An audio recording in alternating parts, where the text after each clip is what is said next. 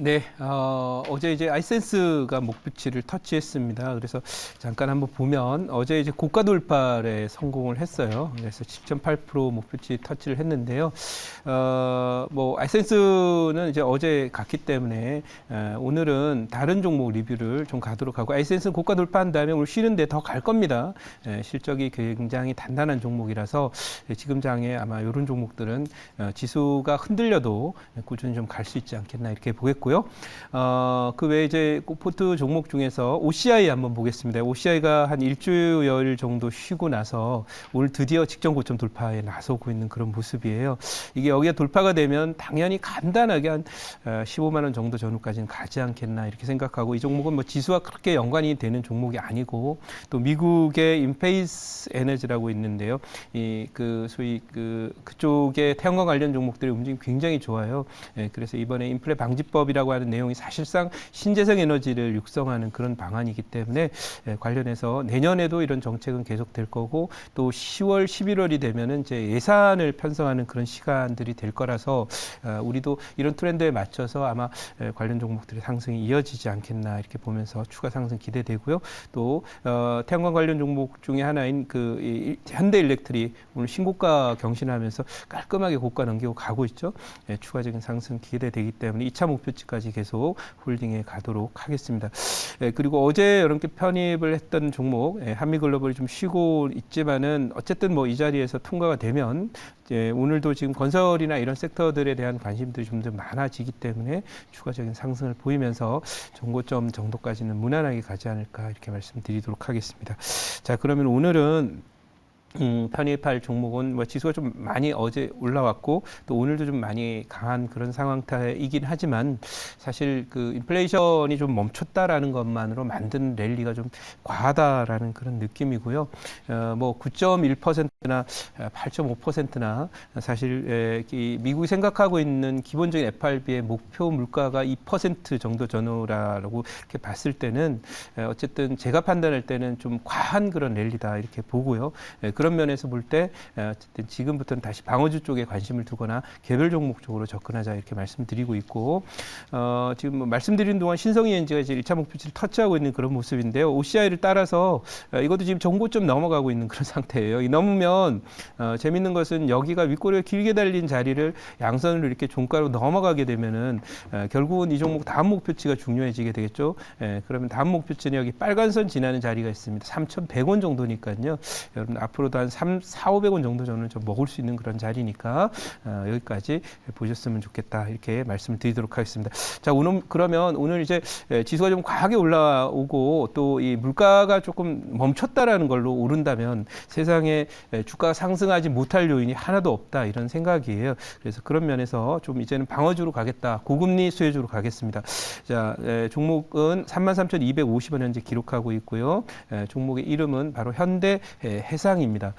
자, 뭐 물론 지금 그 침수 피해가 좀 나면서 이 자동차들이 뭐 침수 피해가 나면서 관련한 그 저것들이 좀 있습니다만은 어쨌든 그런데도 불구하고 이 고금리 수혜주인 그 보험주들에 대한 관심이 좀 더 이어지고, 이게 경기가 안 좋을 때는 보험주 같이 금리가 높은 때에 실적이 또 호조를 기록하는 그런 회사들의 어떤 주가 안정성이라든지 이런 부분이 훨씬 더 부각이 되고, 특히 보험주들은 이제 연말로 가면서 이제 배당도 상당히 많이 주는 그런 쪽에 속하기 때문에 이 종목을 말씀을 드리는데요. 이 라인이 이제 통과가 된 상태에서 잘 쉬었기 때문에요. 다음에 이 자리 35,000대가 넘어가게 되면은 4만 원대 초반대까지는 무난하게 보이는 그런 상태고, 차트를 자세히 보시면은 지난 그 2020년도에 기록했던 팬데믹 저점을 기반으로 해서 보시면은 이렇게 원형 바닥을 만든 형태가 됐어요. 이렇게 바가지 엎어놓은 모양이죠.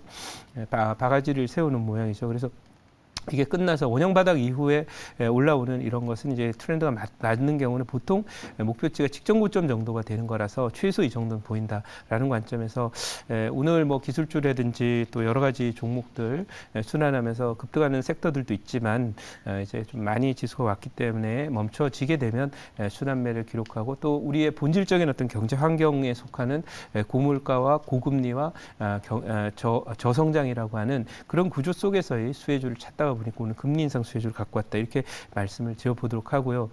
이 종목은 뭐 어쨌든 그 제가 그 가치주나 또는 그 방어주 맥락에서 갖고 왔기 때문에 그런 점에서 볼 때 이 종목의 소위 재무제표나 이런 부분을 볼 필요가 있습니다. 그래서 여기 보시면은 예상 퍼가 6배 정도 이렇게 돼요. 그래서 6배 정도가 되고요. 그리고 그 또 이 종목의 경우에 이제 그 배당 수익률이나 이런 부분도 우리가 챙겨 봐야 되거든요. 그래서 배당 수익률도 이렇게 보면 뭐 아주 그 견고한 그런 이 데이터들을 내고 있는 실적들 때문에 배당 수익률도 뭐 상당히 탄탄한 그런 그 모습들을 기록하게 됩니다. 그래서 이 종목이 배당 수익률이 무려 6.4% 기록을 하고 있거든요. 그래서 보험주들의 평균 배당 수익률이 4%인데 이 회사는 이제 6.45%의 배당 성향을 보이기 때문에 지금 사서 여러분들 이제 남은 게 한 5개월 정도 남았지 않습니까? 그런데 그 기간 5개월 동안 이자를 받는 예금을 한다 하더라도 6%의 이자를 주는 그런 은행은 없습니다. 그래서 6.4% 배당 수익률이 나오는 회사이기 때문에 그런 면에서 뭐 상당히 긍정적이다. 이렇게 말씀을 드려보도록 하고 준비된 자료를 잠깐 보고 가도록 하겠습니다. 네, 오늘 준비된 자료는 바로 현대해상이라고 하는 그런 종목이고요. 준비된 자료를 잠깐 보도록 하면 미국 금리 불확실성의 수혜주 찾기에 분주하다. 뭐 이것은 계속 지금 반복되는 내용입니다. 단기적으로 기술주를 포함해서 경기 관련주라든지 이런 종목도 좀 오르긴 했지만은요. 아무튼 그렇고요.